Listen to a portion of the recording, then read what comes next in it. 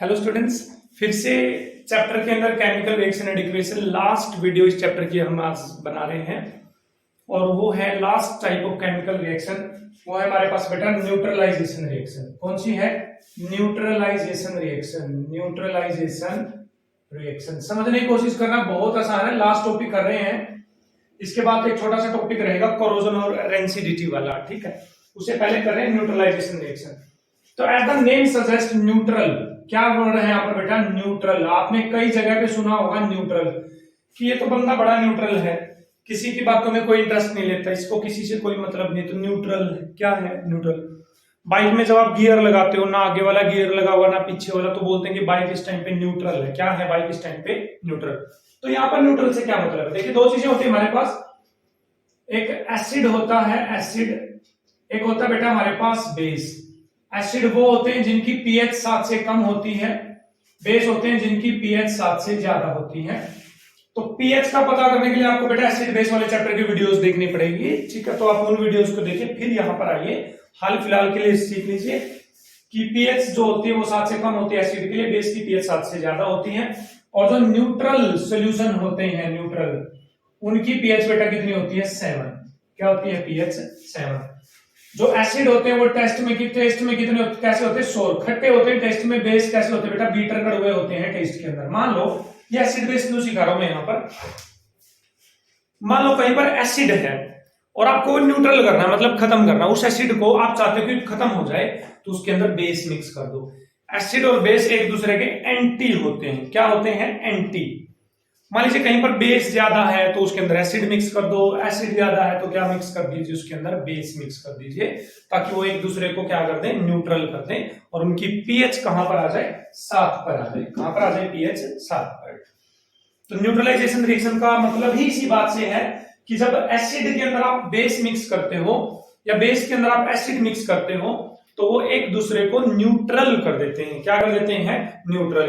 और पानी बना लेते हैं बेटा, क्योंकि पानी की पीएच कितनी होती है? 7 होती है। पानी की पीएच कितनी होती है? 7। तो कुछ एसिड के एग्जांपल आपको याद होने चाहिए, कुछ बेस के एग्जांपल याद होने चाहिए। जैसे एसिड है मेरे पास HCl, H2SO4, HNO3, ये सारे के सारे एसिड हैं। बेस है मेरे पास NaOH, KOH, कैल्शियम हाइड्रोक्साइड, ये सारे के सारे बेस हैं। पहचानने का तरीका, जिसमें हाइड्रोजन दिखे आपको, देखिए H+H+H+, वो एसिड। जिसमें OH OH OH दिखे वो क्या होते हैं? बेस। ये ऑलमोस्ट क्राइटेरिया नहीं है, लेकिन मैक्सिमम टाइम पर आप पहचान पाएंगे एसिड और बेस को। तो एसिड में बेस को मिक्स करो, बेस में एसिड को मिक्स करो। एसिड ने बेस को देखा, बेस ने एसिड को देखा, दोनों ने एक दूसरे को देखा और मार दिया, खत्म कर दिया एक दूसरे को। भाई एसिड तेरे को मैं खत्म करूंगा, बेस मैं तेरे को खत्म करूंगा।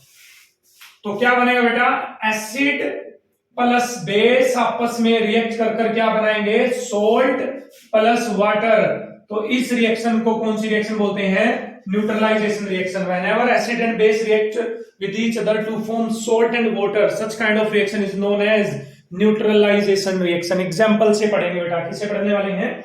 एग्जांपल से। तो देख लीजिए, मैंने कोई एसिड ले लिया HCl, एसिड ले लिया HCl, बेस ले लिया बेटा मैंने NaOH, ठीक है। डबल डिस्प्लेसमेंट रिएक्शन हम पीछे पढ़ चुके हैं, फॉर्मूला मेकिंग हम पढ़ चुके हैं, उन वीडियोस को देखिए तो आपको पता चलेगा कि H पे पॉजिटिव होता है, Cl पे माइनस, Na पे पॉजिटिव होता है, OH पे माइनस। OH माइनस मतलब हाइड्रोक्साइड, ये क्लोराइड। तो डबल डिस्प्लेसमेंट में क्या करते थे कि ये H जाएगी OH नेगेटिव के पास, Na जाएगा Cl के पास। तो क्या बना बेटा यहाँ पर? NaCl plus water. क्या बन गया? NaCl plus water. तो hence this is the neutralisation reaction. कौन सी रिएक्शन है ये? न्यूट्रलाइजेशन रिएक्शन है बेटा। अच्छी बात है। कोई दूसरा बेस लेते हैं, HCl और KOH लेते हैं, है ना। HCl किसके साथ कंबाइन करेगा? KOH के साथ, ठीक है।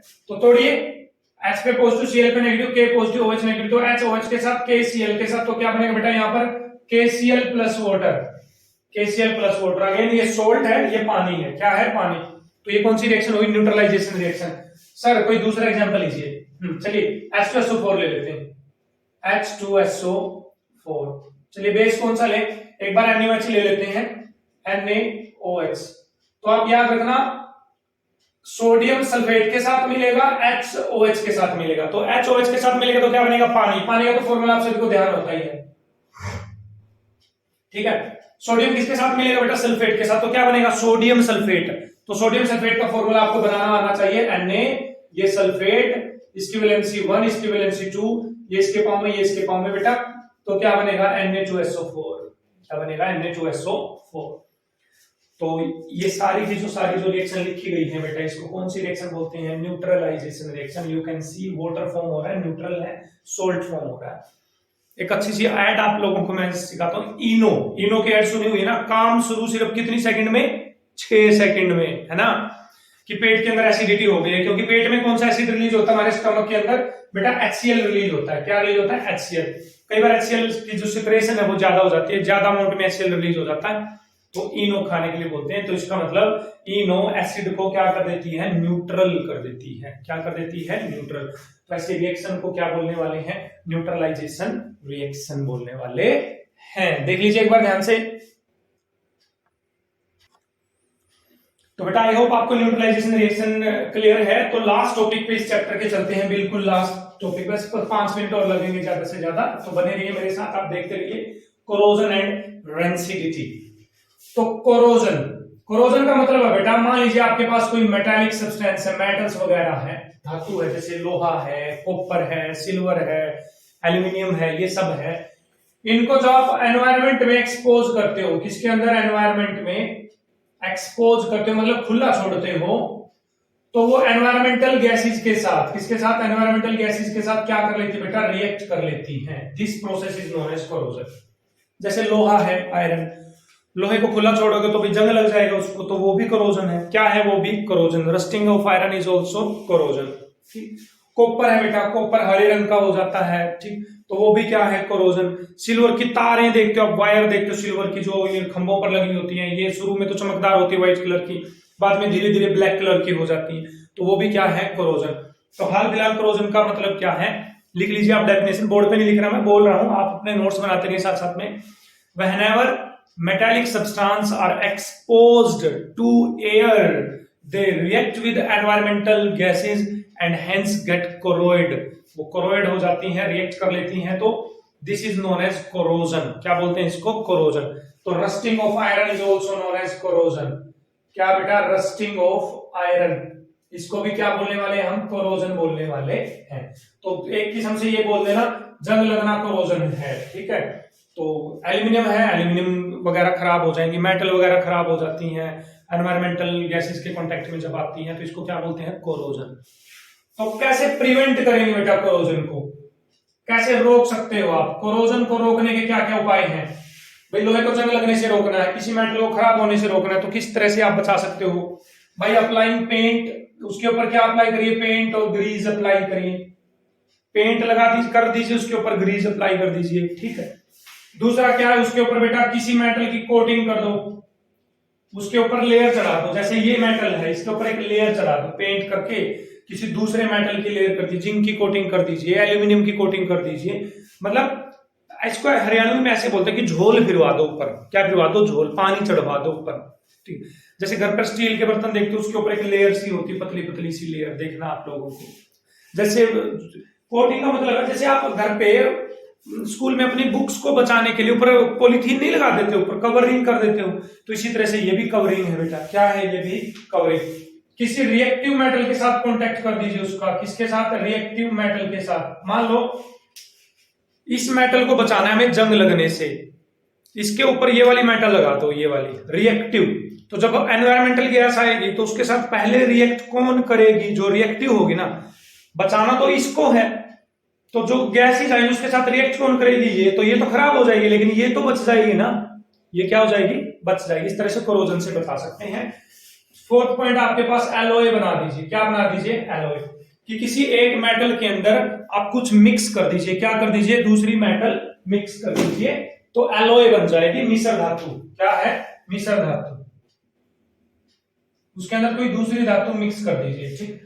डिटेल में इनको बेटा हम मेटल्स एंड नॉन मेटल्स वाले चैप्टर में पढ़ेंगे। कहां पढ़ेंगे? मेटल और नॉन मेटल वाले चैप्टर के अंदर, जब हम डिटेल में रस्टिंग ऑफ आयरन को पढ़ने वाले। हाल फिलहाल कोरोजन का मतलब है एनवायरमेंटल गैसों के कांटेक्ट में आने से खराब हो जाना या उनके साथ रिएक्ट कर लेना, क्या कहलाता है? कोरोजन। रेंसिडिटी पे आते हैं बेटा। हमारे जो ऑयली फूड है, ऑयली फूड है, जब उनको भी एक्सपोज करते हो, आप खुला छोड़ते हो एनवायरमेंट के अंदर, एक्सपोज करते हो, तो वो भी एनवायरमेंटल गैसेस के साथ रिएक्ट करके उनकी जो स्मेल है, स्मेल वो क्या हो जाती है बेटा, खराब हो जाती है, फॉल स्मेल हो जाती है, उनके अंदर गंदी स्मेल आने लग जाती है, उनका जो टेस्ट है वो भी क्या हो जाता है बेटा, स्पॉइल हो जाता है। This process is known as rancidity. क्या बोलते हैं इसको, रेंसिडिटी। मतलब ऑयली फूड का एनवायरमेंट में खुला छोड़ने पर खराब हो जाना, उनकी गंध खराब हो जाना, स्मेल खराब हो जाना, उनका टेस्ट खराब हो जाना, ये क्या कहलाता है, रेंसिडिटी कहलाता है।